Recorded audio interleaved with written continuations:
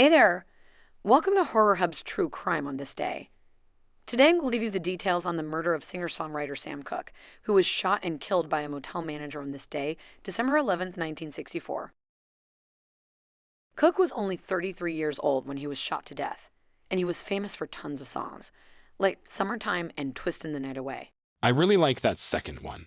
And he sang Cupid, which is one of my hands-down abso-friggin-loot favorite songs ever. I can sing it for you. Abso-friggin-lutely not.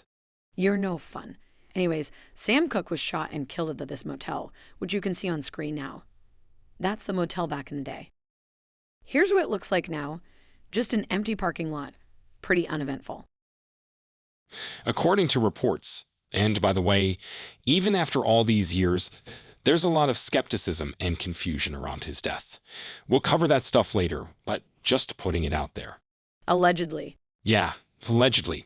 Cooke was having dinner at Martoni's restaurant that night, which is where he had his last meal. And according to his friends and restaurant workers, he was carrying a lot of cash and credit cards. Remember that for later in the story. While he was there, he met a woman named Elisa Boyer. That's her on screen there. Boyer said that they hung out there for a bit, and then they went to a nightclub called PJ's. After they left, she asked Cooke to take her home, but he drove to his motel instead. She said that once they got into the room, he forced her onto the bed, but he eventually let her go to the bathroom where she tried to escape, but couldn't get the window up. So Boyer goes back out to the room where she says Cooke continued to grope her until he went to use the bathroom, which is when Boyer grabbed her clothes and booked it out of the room. Apparently, she accidentally grabbed most of his clothes too. Boyer said she ran down to the manager's office and knocked, but the manager took too long. So she fled from the motel because she was afraid he was coming for her. So she flees and puts her clothes back on. Then she hid his clothes and went to a phone booth and called the police. While Boyer is doing that, the motel manager, Bertha Franklin, who's on screen now, said Cooke banged on her office door shouting, "Where's the girl?" Bertha said she told him that no one else was in there, but he was livid and forced his way into the office. And get this, he was completely naked except for a sports jacket and one shoe. That's what I call high fashion. Exactly, high fashion.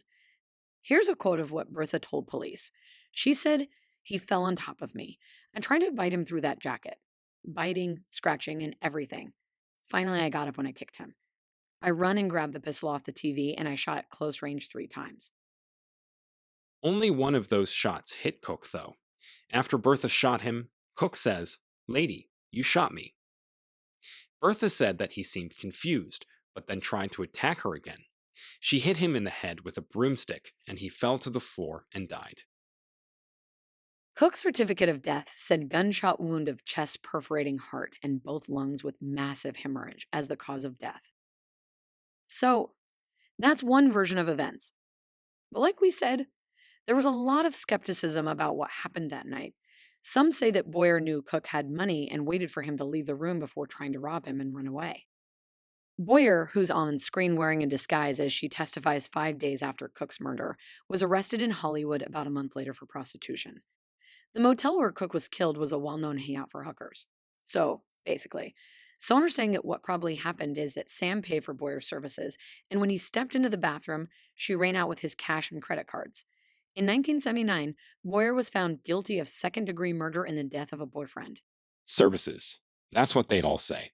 And singer Etta James wrote about this in her autobiography, too. She claimed that she saw Cooke's body in the funeral home and that his injuries were way beyond what could be explained by fighting Bertha. Etta wrote, "Cooke was so badly beaten that his head was nearly separated from his shoulders. His hands were broken and crushed, and his nose mangled." She followed that by saying, "They tried to cover it up with makeup, but I could see massive bruises on his head. No woman with a broomstick could have inflicted that kind of beating against a strong, full-grown man." Ultimately, Cooke's murder was determined to be justifiable homicide after some hurried court processes that apparently didn't give Cooke's lawyer any time to speak. So, what do you think happened? Leave a comment on your theory, and don't forget to subscribe to our channel for more true crime.